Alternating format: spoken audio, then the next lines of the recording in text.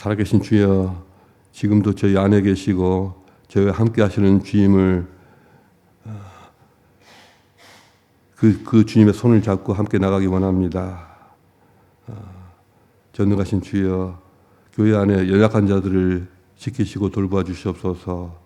그들이 살아계신 하나님을 바라보게 하시며 그 주님을 힘입어서 힘을 내어 걷게 하여 주시옵소서. 하루들을 깨어있게 하시고 또 여러 가정사 문제들, 고민들 있을 때마다 그들로 하여금 기도의 자리로 나가게 하여 주시옵소서. 주님과 함께 풀어가게 하여 주시옵소서. 혼자서 고민하지 않게 하시고 주님 앞에서 기도하면서 해결받게 하여 주시옵소서. 아버지 하나님, 이 시간 모든 마을들마다 마을장과 부마을장이 기쁨과 감사로 마을들 섬기게 하시며 또 마을을 섬길 때 모두가 함께 찬양과 감사와 또 성장이 있게 하여 주시옵소서. 이 아침에 기도하는 각 사람의 심령에 주께서 은혜 베푸시고 주의 말씀으로 부어 주시옵소서. 예수 그리스도 이름으로 기도합니다. 아멘. 오늘 하나님 말씀은 고린도전서 11장 17절부터 34절까지입니다. 11장 17절부터 34절까지 같이 읽겠습니다. 내가 명하는 이 일에 너희를 칭찬하지 아니하나니 이는 너희의 모임이 유익이 못되고 도리어 해로움이라. 먼저 너희가 교회에 모일 때에 너희 중에 분쟁이 있다 함을 듣고 어느 정도 믿거니와 너희 중에 파당이 있어야 너희 중에 옳다 인정함을 받은 자들이 나타나게 되리라. 그런즉 너희가 함께 모여서 주의 만찬을 먹을 수 없으니 이는 먹을 때에 각각 자기의 만찬을 먼저 갖다 먹으므로 어떤 사람은 시장하고 어떤 사람은 취함이라. 너희가 먹고 마실 집이 없느냐? 너희가 하나님의 교회를 업신여기고 빈궁한 자들을 부끄럽게 하느냐? 내가 너희에게 무슨 말을 하랴? 너희를 칭찬하랴? 이것으로 칭찬하지 않노라. 내가 너희에게 전하는 것은 주께서 받은 것이니 곧 주께서 잡히시던 밤에 떡을 가지사 축사하시고 떼어 이르시되 이것은 너희를 위하는 내 몸이니 이것을 행하여 나를 기념하라 하시고 시구에 또한 이와 같이 잔을 가지시고 이르시되 이 잔은 내 피로 세운 새 언약이니 이것을 행하여 마실 때마다 나를 기념하라 하셨으니 너희가 이 떡을 먹으며 이 잔을 마실 때마다 주의 죽으심을 그가 오실 때까지 전하는 것이니라.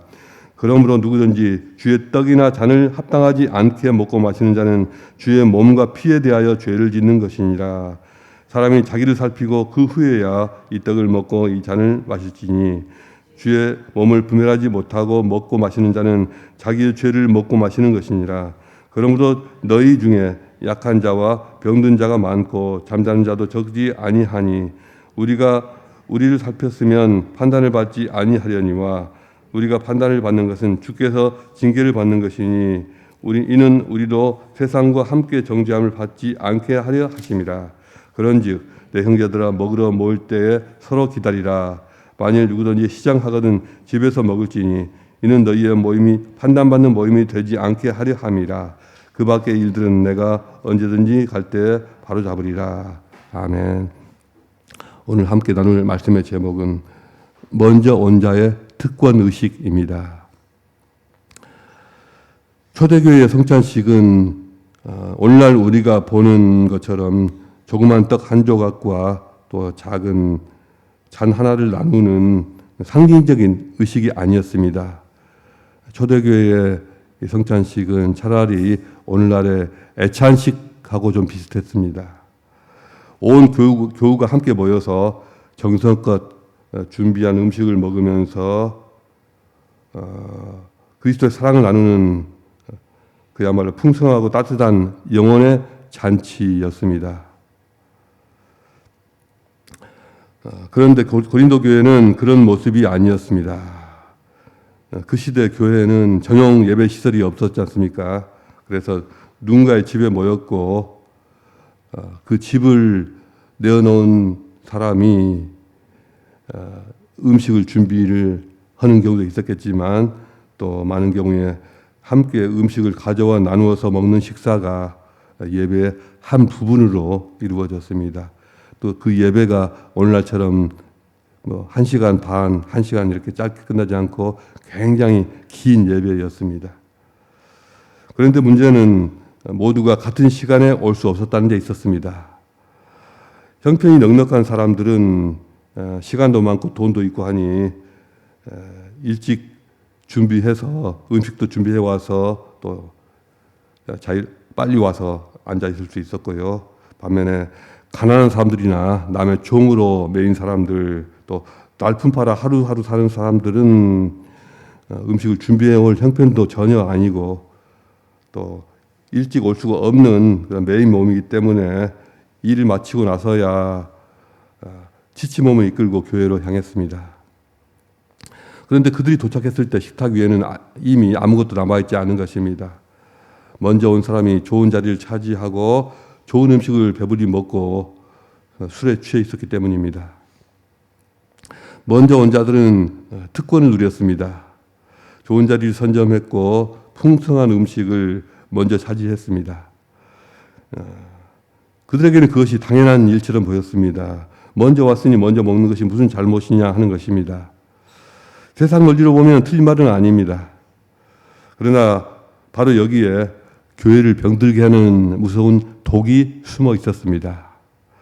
그것은 먼저 된 자가 부지불식간에 품게 되는 특권 의식이었습니다.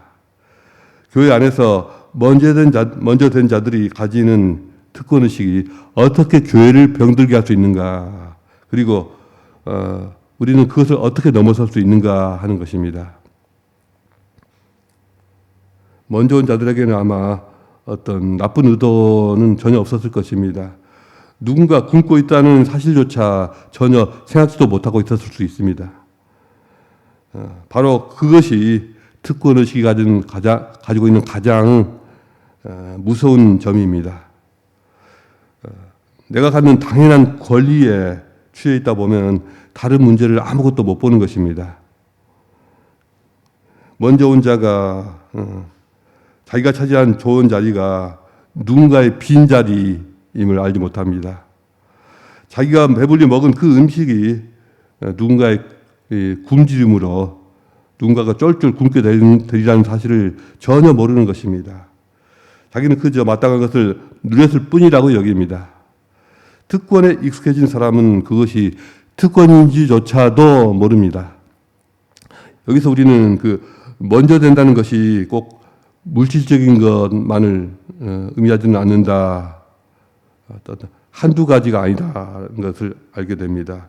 교회 안에는 여러 종류의 먼저 된 분들이 있습니다. 어떤 이는 교회를 오래 다녀서 먼저 되었고요. 어떤 이는 물질적으로 풍족하고 넉넉해서 또 사회적으로 영향력이 있어서 먼저 되었습니다. 어떤 이는 직분을 먼저 맡아서 먼저 되었고, 어떤 이는 믿음의 연륜이 깊어서 먼저 되었습니다. 어떤 이는 성경을 많이 알아서 먼저 되었고, 어떤 이는 은사가 뛰어나서 먼저 되었습니다. 이 모든 먼저 된 것은 하나님께서 주신 좋은 것입니다.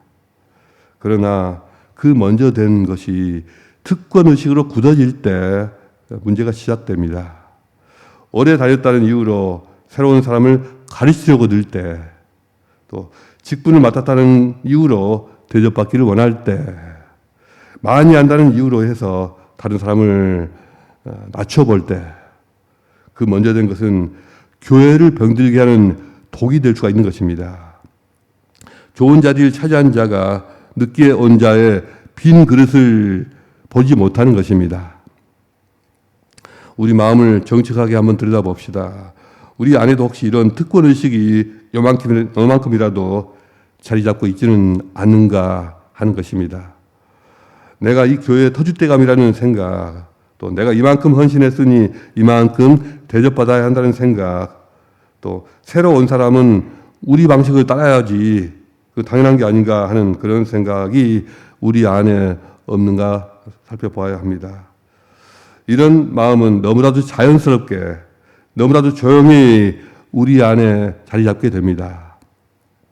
특권의식이 무서운 것은 그것이 공동체를 둘로 갈라놓고 쪼갤 수 있기 때문입니다. 먼저 된 자가 그들의 자리가 또 나중된 자들의 자리와 나누게 됩니다. 배부른 자와 굶주린 자가 식탁 안에서 서로 나눠지고 쪼개지는 것입니다. 같은 공간에 모였으나 실은 두 개의 서로 다른 세계로 쪼개집니다.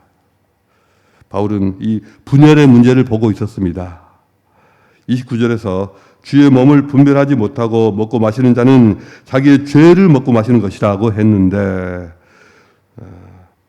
주의 몸을 분별하지 못한다 했을 때 이 주의 몸은 성찬상의 떡만을 가리키는 것은 아닙니다. 그것은 그리스도의 몸된 교회 공동체 전체를 가리키는 말입니다. 먼저 와서 배불리 먹은 그 사람이 보지 못한 것은 비단 늦게 온 가난한 형제 자매뿐만이 아니었습니다. 그가 알아보지 못한 것은 바로 주의 몸이었습니다. 주님의 몸을 못 알아본 것입니다. 굶주린 채 늦게 도착한 그 형제, 그 자매가 바로 그리스도의 귀한 몸이었던 것입니다. 그 몸을 분별하지 못하고 자기 배만 채운 것, 그것이 바로 죄였습니다. 먼저 된 자의 특권의식은 결국 옆 사람을 이렇게 알아보지 못하게 합니다. 내 곁에 계신 주님을 알아보지 못하게 합니다.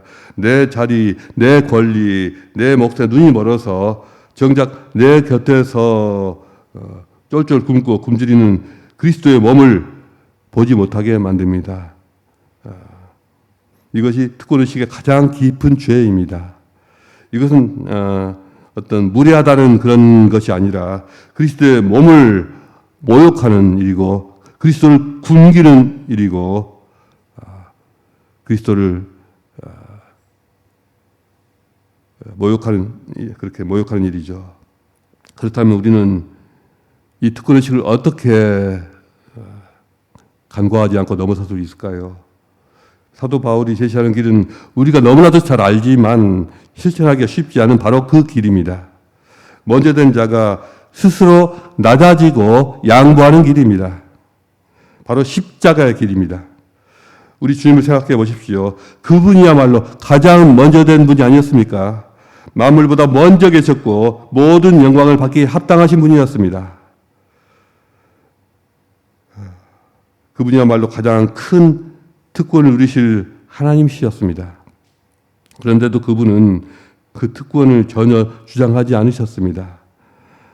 바울이 다른 곳에서 증언한 대로 그분은 근본 하나님의 본체시나 자기를 비워 종의 형체를 가지셨습니다. 먼저 되신 분이 스스로 가장 나중된 자의 자리로 내려오신 것입니다. 가장 높은 자리에서 가장 낮은 자리로 가장 먼저 되신 분이 십자가의 가장 마지막 자리로 내려가신 것입니다. 오늘 우리가 읽은 본문에서 바울 사도가 강조하는 그 만찬도 바로 이 주님을 기억하는 자리였습니다. 주님께서 잡시던 밤에 떡을 떼시며 이것은 너희를 위하는 내 몸이라고 하셨고요. 또 너희를 위하여 풀리는 내 잔이라고 하셨습니다. 자기 몸을 우리를 위해서 내어주신 분, 자신의 피를 우리를 위하여 흘리신 분, 자기를 먼저 챙기지 않고 우리를 먼저 챙기신 분, 그분의 식탁에서 그분의 몸을 먹으면서 주님의 마음을 생각지 않고 그분의 마음을 담지 않는다면 그것은 정말 큰 문제입니다. 그러므로 먼저 된 자가 가야 할 길은 분명합니다. 그것은 자기가 먼저 된 것을 권리로 여기지 않고 도리어 먼저 된 자로서 나중된 자를 섬길 책임으로 여기는 것입니다. 먼저 왔으면 먼저 먹는 것이 세상 방식이지만 먼저 왔으면 늦게 올 사람의 자리를 남겨두는 것이 십자가의 길입니다. 먼저 좋은 음식을 차지하는 것이 아니라 좋은 것을 나중 온 자에게 양보하는 것입니다. 이것이 바울이 내린 결론입니다. 내 형제들아, 너희가 먹으러 모일 때 서로 기다리라. 서로 기다리라는 그 한마디 안에 모든 답이 담겨 있습니다. 먼저 온 자가 나중 올 자를 기다리는 것. 그것이 바로 십자가의 길입니다. 기다린다는 것이 무엇입니까? 내가 누릴 수 있는 특권을 스스로 내려놓는 것이고요. 먼저 먹을 수 있는데도 먼저 먹지 않고 나의 배고픔을 잠시 견디면서 늦게 올 형제를 위해서 자리를 비워두는 것입니다. 기다림은 먼저 된 자가 스스로를 낮추는 가장 구체적인 사랑의 모습입니다. 생각해 보십시오. 기다림에는 늘 희생이 따르게 되어 있습니다. 먼저 온 자가 기다리려면 자기 배고픔을 견뎌야 하고 또 자기 권리를 내어놓아야 하고 자기 시간을 양보해야 합니다. 바로 이 작은 희생이 갈라진 공동체를 다시 하나 되게 만듭니다. 먼저 된 자의 양보가 나중된 자를 살리고 그렇게 두세 개로 쪼개졌던 그 식탁이 그 교회가 다시 하나로 굳게 결속이 됩니다. 우리 주님께서 말씀하셨습니다. 먼저 된 자로서 나중되고 나중된 자로서 먼저 될 자가 많으니라. 이것이 하나님 나라의 질서입니다. 세상은 먼저 된 자가 끝까지 먼저 되려고 하지만 하나님 나라에서는 먼저 된 자가 기꺼이 나중되기를 택하는 것입니다. 스스로 낮아지는 자가 참으로 높아지고 또 양보하는 자가 참으로 큰 자입니다. 여러분, 우리는 모두 어떤 면에서 다 먼저 된 자들 아닙니까? 누군가를 먼저 믿었고 또 먼저 알았고 또 먼저 받았습니다. 그 먼저 됨은 하나님의 은혜입니다. 그러나 그 은혜를 특권으로 여기는 순간 그것은 공동체를 병들게 하는 독이 되고 맙니다. 오늘 우리는 우리 마음에 자리 잡은 특권의식을 조금이라도 있는가 살펴보고 돌아보고 그것을 다 내려놓도록 기도해야 합니다. 내가 먼저 됐다는 사실을 누군가를 내려다보고 누르는 자리가 아니라 누군가를 섬기는 자리로 바꿔야 합니다. 내가 차지한 좋은 자리를 돌아보면서 그 곁에 비어있는 누군가의 자리를, 빈 자리를 발견해야 합니다. 먼저 된 자가 스스로 낮아져서 나중된 자를 섬길 때 비로소 우리 식탁은 다시 주님의 만찬이 됩니다. 그곳에서 갈라졌던 공동체는 하나가 되고 모욕당했던 주님의 몸은 다시 영광을 얻게 될 것입니다. 먼저 되신 주님께서 가장 낮은 자리까지 내려오셨습니다. 그 주님을 따르는 우리도 먼저 된 그 자리에서 기꺼이 내려와서 형제 자매의 발 앞에 서기를 원합니다. 바라기는 우리 모두가 이만큼 가진 특권이라도 있으면 다 내려놓고 사랑으로 서로를 섬길 수 있는 그런 모두가 될 수 있기를 주님의 이름으로 축복합니다. 오늘 주신 말씀 생각하면서 기도하겠습니다.